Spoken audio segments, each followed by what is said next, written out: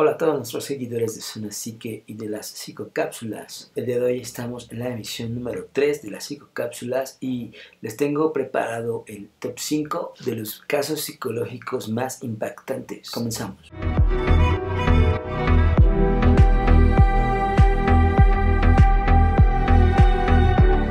Como sabemos, la psicología va conociendo más acerca de la mente humana a través de casos específicos. Hoy les voy a hablar del caso David Reimer.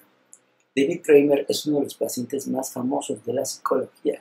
Perdió el pene en una fallida circuncisión cuando solo tenía 8 meses. El psicólogo John Money recomendó a sus padres criarlo como una niña, llamarlo Brenda y someterlo a cirugías y procedimientos hormonales para ayudarle a su reasignación de género. Money inicialmente describió el experimento como un gran éxito que parecía apoyar la creencia en la importancia del rol en la socialización, más allá de los factores innatos en la identidad de género en los niños. Pero, sin embargo, esta reasignación fue muy problemática, porque la masculinidad de Reimer siempre salía a relucir de una manera u otra. Ya a los 14 años se le dijo la verdad sobre su pasado y se le ayudó a revertir la reasignación para volver a convertirse en un niño nuevamente. Más tarde, Reimer haría campañas en contra de la reasignación de género a niños con lesiones genitales. También existe un libro sobre su historia, As Nature Made Him, The Boy Who Was Raised as a Girl, escrito por John Colapinto. Reimer también aparece en los documentales de la BBC. Trágicamente, él se suicidó en el año 2004, con tan solo 38 años. Este caso es el caso del niño salvaje de Aveyron. El niño salvaje de Aveyron, a quien el médico Jean-Marc Itard llamó Victor, fue encontrado emergiendo del bosque Aveyron en el sudeste francés en el año 1800. Cuando se le halló tenía 11 o 12 años de edad. Se cree que vivió en la selva por muchos años. Para los psicólogos y filósofos, Víctor era un experimento natural.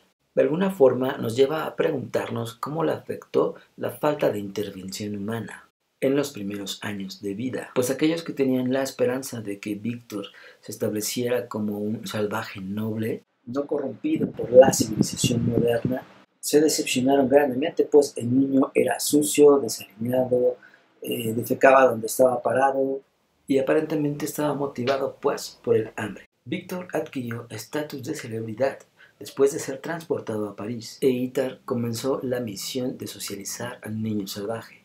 Este programa tuvo cierto éxito, pero claro, Víctor nunca aprendió a hablar con fluidez. Podía escribir algunas cuantas letras y adquirió una comprensión muy básica del lenguaje. El experto en autismo, Jutta Fürth, cree que Víctor pudo haber sido abandonado por ser autista, pero reconoce que nunca sabremos la verdad sobre su pasado. El caso Phineas Gage. Bueno, un día en el año de 1848 en Vermont Central, Phineas Gage estaba apisonando explosivos para preparar el camino para una vía férrea, cuando tuvo un horrible accidente. La detonación fue prematura y un metal se introdujo en su cara, llegó a su cerebro y salió por la parte de arriba de su cabeza. Increíblemente, Gage sobrevivió, aunque sus amigos y familiares sintieron que había cambiado algo en él profundamente. Se mostraba apático y agresivo. Ellos sentían que ya no era el mismo Gage. Ahí se solía terminar la historia. Un ejemplo clásico de daño en el lóbulo prefrontal, afectando la personalidad. Sin embargo, recientemente se ha reevaluado este caso y ha salido a la luz nueva evidencia. Ahora se cree que él pasó por rehabilitación y que incluso trabajó en Chile con caballos. Una simulación de su lesión sugirió que la mayor parte de su corteza frontal derecha probablemente se salvó. Y evidencia fotográfica muestra que Phineas Gage se mostraba muy pulcro luego del accidente. Sin embargo, muchos libros de psicología no mencionan estos nuevos datos. Lo que sí es importante destacar es que no podía tomar decisiones, pues esta parte del lóbulo prefrontal había afectado sus emociones. Y este es un dato súper interesante. Nuestras emociones tienen que ver con nuestras decisiones. Entre más reguladas estén nuestras emociones, mejores decisiones vamos a tomar en la vida. El caso HM.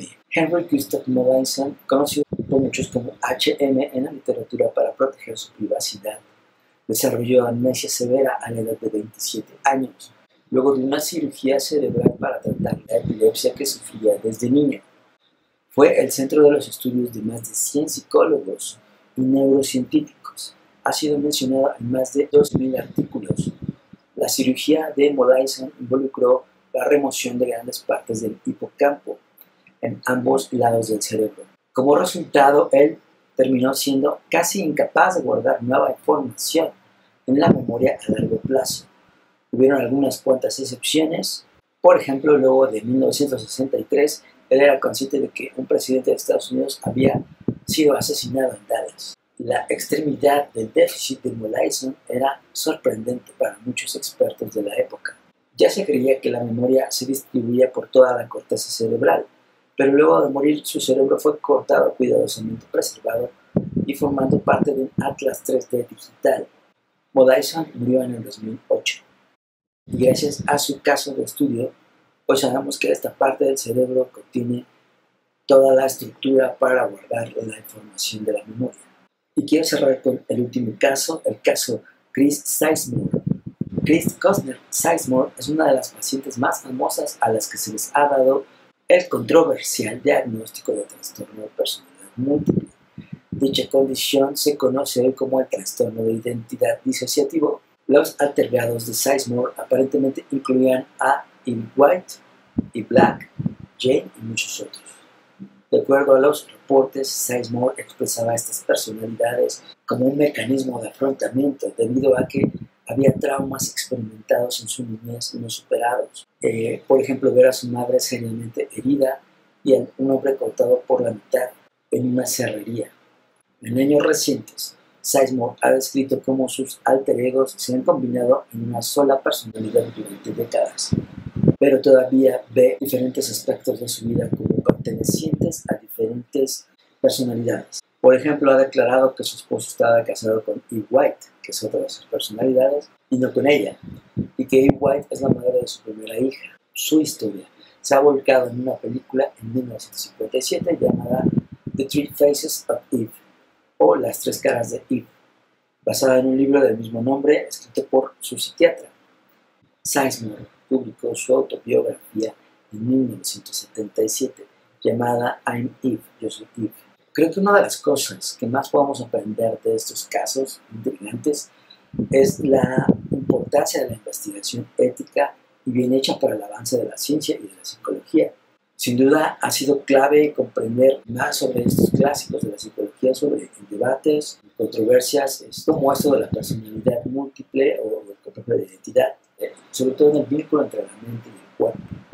Toda esta cuestión del trauma y el por qué se expresa el trauma como una forma de equilibrio psíquico. Bueno, pues espero les haya gustado esta psicocápsula. Nos estaremos viendo en la próxima emisión de las psicocápsulas en el próximo viernes. Cuídense. Chao.